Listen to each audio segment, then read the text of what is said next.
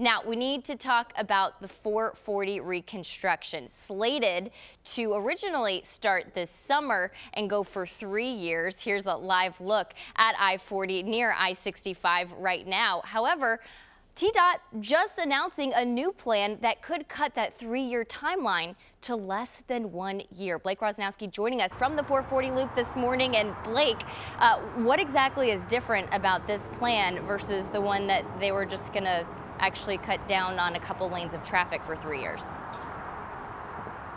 Yeah, Rebecca, it's actually a pretty huge difference that TDOT just released details to yesterday in a press conference, explaining that instead of cutting things down to 2 lanes here on 440 on both sides of traffic, they actually want to do full closures and then close things down in segments. But the good news on that part would be that this would take less than a year as opposed to 3 years. That original plan, like you said, slated to start this summer. And this plan would have 440 East and West closed from the 65 junction to the 24 junction as early as January 2019.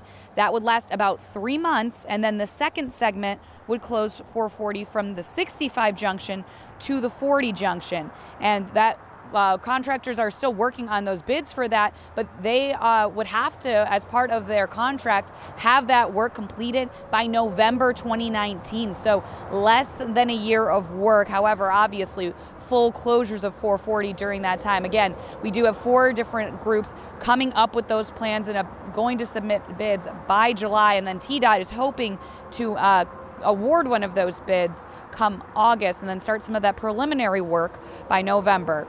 Live at the 440 loop, Blake Rosnowski, News Channel 5.